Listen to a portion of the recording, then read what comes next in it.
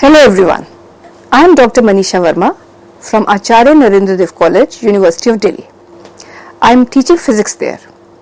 Recently I have started a lecture series on thermal physics. I have discussed the heat engines in detail.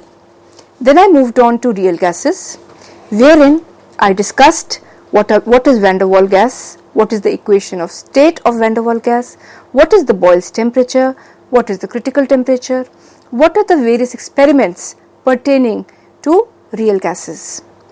In my last lecture, I have begun with the kinetic theory of gases, wherein I discussed in detail the assumptions of the kinetic theory of gases, also understood the kinetic interpretation of temperature, and then I went on to derive various gas laws from the expression of pressure exerted by a gas based on the assumptions of kinetic theory of gases. I discussed the Boyle's law, derived the Boyle's law from the expression of pressure exerted by a gas, which is P equal to 1 by 3 rho C mean square. After Boyle's law, Charles' law was also derived on the basis of pressure exerted by a gas. Charles' law states that V is proportional to temperature. Then Regnolds' law was also derived, which states that P is proportional to temperature, that is, the pressure is directly proportional to the absolute temperature provided the volume remains a constant. Avogadro's law was also discussed. Avogadro's law states that at a constant temperature and pressure, equal volumes of all gases contain the same number of molecules. Today we will be discussing the Dalton's law of partial pressure first, and then we will move on to the other topics of kinetic theory of gases. Suppose we have a number of gases or vapors which do not react chemically. Let their densities be denoted by rho 1, rho 2, rho 3 and so on so forth, and the mean square speeds be denoted by C1 square, C2 square, C3 square, so on so forth respectively. If these are put in the same enclosure, they all will have the same volume. Then the resultant pressure will be given by P is equal to 1 by 3 rho 1 C1 square plus 1 by 3 rho 2 C2 square plus 1 by 3 rho 3 C3 square plus so on so forth. Here the terms on the right hand side denote individual, or you can say partial pressures of different gases or vapors. Let us denote these partial pressures by P1, P2 and P3. Substituting this, we get P is equal to P1 plus P2 plus P3.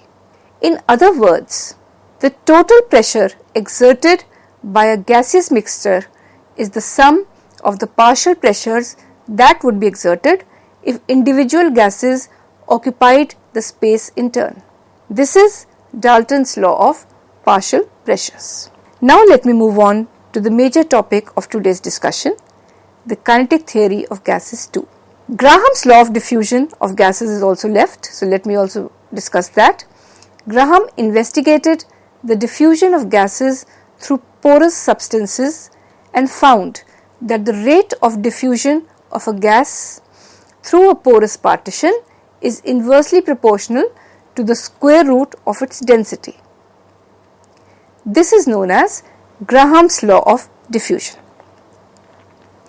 According to the kinetic theory, C mean is equal to root 3p by rho.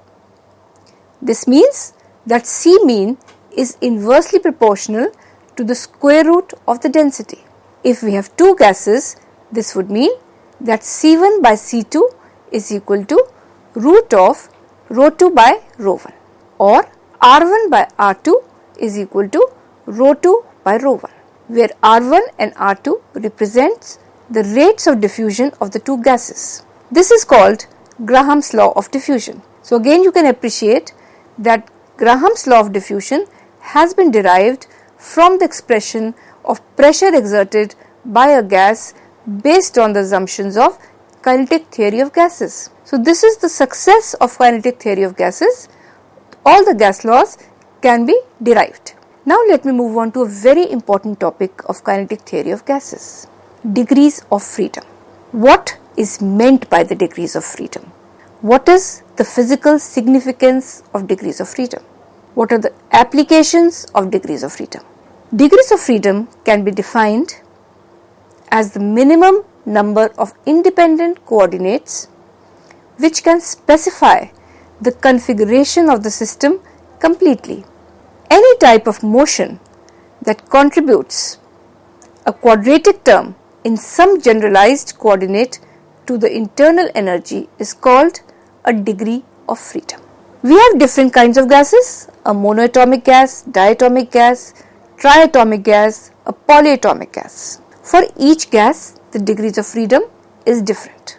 For a monoatomic molecule or a gas, we have only translational motion possible. The atoms in a monoatomic molecule are not capable of rotation. But in a diatomic molecule, it can be visualized as if two spheres are joined by a rigid rod. Such a molecule can rotate about any one of the three mutually perpendicular axes. However, the rotational inertia about an axis along the rigid rod is negligible compared to that about an axis perpendicular to the rod. It means that the rotational energy consists of two terms such as 1 by 2 I omega y square and 1 by 2 I omega z square. Now, the special description of the center of mass of a diatomic gas molecule will require three coordinates. Thus, for a diatomic gas molecule, both rotational and translational motion are present, but it has 5 degrees of freedom and not 6. Later on in the lecture, I will tell you that effectively a diatomic gas has 7 degrees of freedom, but at ordinary temperatures only 5 degrees of freedom count, and the rest of the 2 degrees of freedom are valid or come into being only at very high temperatures. So this is briefly a pictorial representation of a diatomic molecule showing the rotational motion. You can see two molecules are, for example, oxygen and nitrogen are shown. It has 2 rotational degrees of freedom in addition to 3 translational degrees of freedom. These 3 translational degrees of freedom correspond to the x, y and z axis. In addition, a diatomic molecule has 2 vibrational degrees of freedom also, but the thing to keep in mind is this, that these degrees of freedom come into being or are excited only at very, very high temperatures. So just I have collated all the information in this particular table. For a monoatomic type of molecule, it means number of atoms is 1, degrees of freedom is 3, and the modes of vibration are 3 for the translational kind of a motion. It doesn't show any rotational or vibrational motion. For a diatomic molecule, N is 2, that is, the number of atoms is 2, but the degrees of freedom can vary from 5 to 7. Why 5? 5 means 3 translational plus 2 rotational and no vibrational, because we are talking of ordinary temperatures right now. When high temperatures are considered, then the degrees of freedom for a diatomic molecule becomes 7. Similarly, for a triatomic molecule, the number of atoms is 3, degrees of freedom is 9, which correspond to 3 translational, 2 rotational and 4 vibrational. So, just to conclude, I can say this: displacement x of a particle undergoing one-dimensional simple harmonic motion position with the corresponding contribution of half kx squared to the potential energy, x component of the velocity vx for the translational motion with the corresponding contribution of half mvx square to the kinetic energy. Z component of the angular velocity omega z for rotational motion with a corresponding contribution of half Iz omega z square to the rotational kinetic energy, where Iz is the moment of inertia about the z axis. A single atom can have 3 translational degrees of freedom and 3 rotational degrees of freedom, as well as internal degrees of freedom associated with its internal structure. Now let us see how to apply the degrees of freedom to a very important classical law, which is the principle of equipartition of energy. The equipartition theorem states that the temperature of the system is related to the average energies. It states that in a dynamical system in thermal equilibrium, the energy is shared equally amongst all its degrees of freedom, and the energy associated with each degree of freedom is half kT. If there are F degrees of freedom, then the energy associated would be F by 2 kT. The general formula to calculate the degrees of freedom is given by F equal to 3n minus k, where n is the number of particles constituting the system, k is the total number of constraints or the number of independent relations between them. Hence, we can see that the law of energy equipartition determines how much energy is allocated to each atom's motion, be it translational, be it rotational or vibrational. At temperature T, the average energy of any quadratic degree of freedom is half kT. For a system of n molecules, each with F degrees of freedom, U thermal means thermal energy is given by n into F into half kT. Hence, for one molecule of a monoatomic gas, the total energy E is given by 3 by 2 kT. Hence, for a diatomic gas, E is equal to 3 by 2 kT plus 2 kT by 2 is given by 5 by 2 kT for a diatomic gas, means 2.5 R. Now, this is valid for ordinary temperatures. So, we can see here again that for a diatomic gas, the energy is given by 2.5 RT. Although the equipartition theorem makes very accurate predictions in certain conditions, it has certain limitations. It becomes inaccurate when quantum effects are significant, which happen at low temperatures. When the thermal energy kT is smaller than the quantum energy spacing in a particular degree of freedom, the average energy and the heat capacity of the degree of freedom is less than the values predicted by equipartition. Such a degree of freedom is said to be frozen out when the thermal energy is much smaller than the spacing. This was the limitations of the principle of equipartition of energy. Now let me move on to a very important application of the principle of equipartition of energy. An important application of the equipartition theorem is to the specific heat capacity of a crystalline solid. Each atom in such a solid can oscillate in 3 independent directions. So, the solid can be viewed as a system of 3n independent simple harmonic oscillators, where n denotes the number of atoms in the lattice. Since each harmonic oscillator has average energy kT, the average total energy of the solid is 3n kT and its heat capacity is 3nk. Average kinetic energy of a molecule for 3 degrees of freedom is 3 by 2 kT. If there are n number of molecules, then it is 3 by 2 kT into Na. Na is the Avogadro's number. So, which will give me 3 by 2 RT. Cv is defined as the specific heat at constant volume.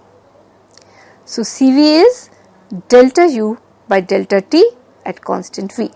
It means if we differentiate 3 by 2 RT with respect to temperature at constant volume, we will get the value of Cv.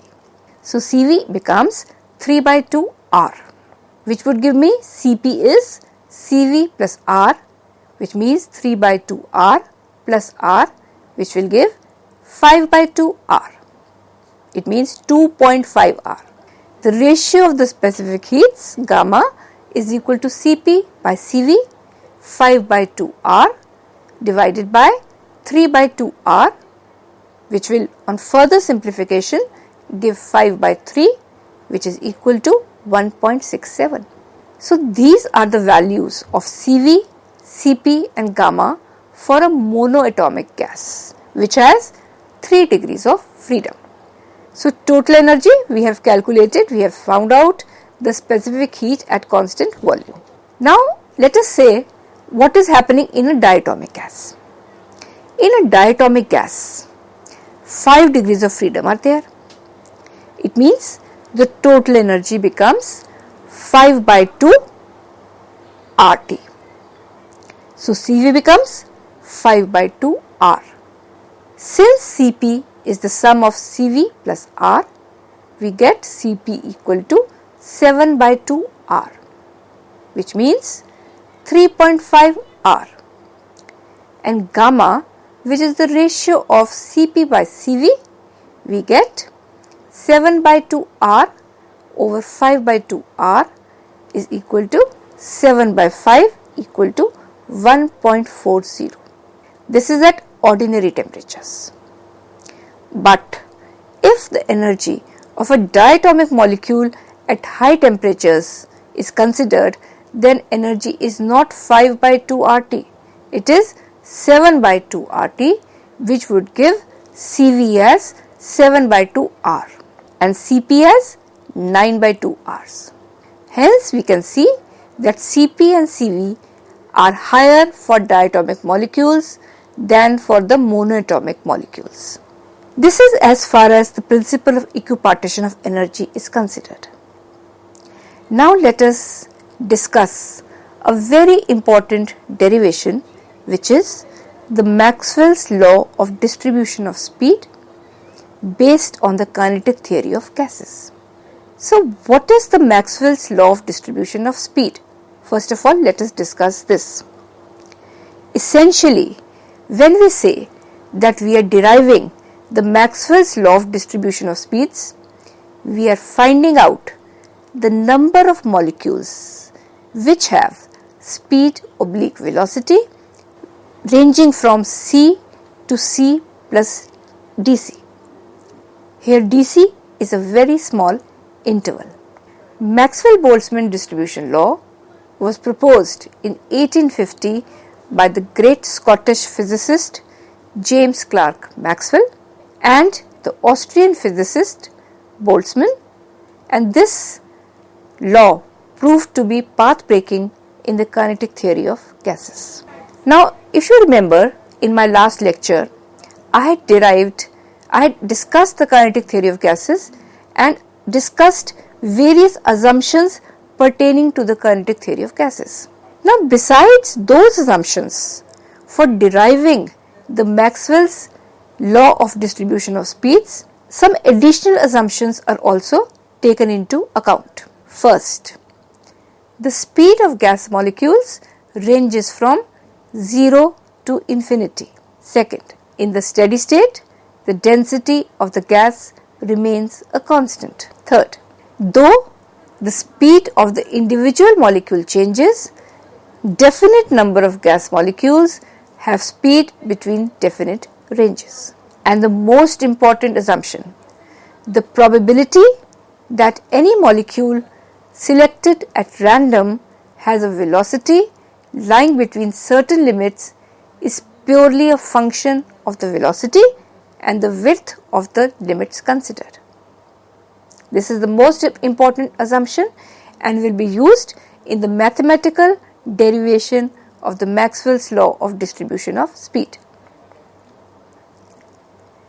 To derive this law, consider a gas containing n number of molecules having velocity c, and let the x, y and z components of this velocity be u, v and w respectively.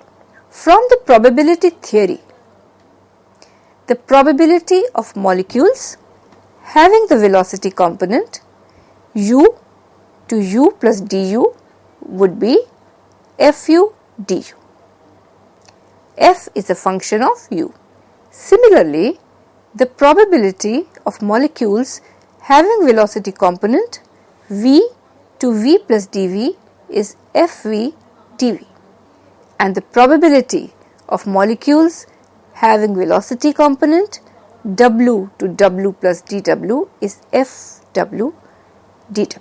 So, we have now written down the probability of the molecules having velocity components in all the three directions x, y and z. Thus, the number of molecules whose velocity lies between u to u plus du, v to v plus dv and w to w plus dw would be given by dn is equal to n fu du, fv dv, fw dw. N is the total number of molecules, right? And what we now do is we just rearrange this equation. We write all the functions together and all the differentials together. So, we now write it as dn is equal to n into fu, fv, fw, du, dv, dw. Call this equation 1. If the velocity components u, v and w are along the three axes, the space formed is called as the velocity space. A molecule having velocity components u, v, w be represented by a point P. Let the small volume du, dv, dw around P contain dn number of molecules. The molecules have a resultant velocity given by c square equal to u square plus v square plus w square. Differentiating both sides, we get 0 is equal to 2u du plus 2v dv plus 2w dw because c is a constant. Therefore, we get u du plus v dv plus w dw is equal to 0. Call this equation 2. We will be using equation 1 and 2 to derive the law, which I will be doing shortly. I hope you have understood up till this point.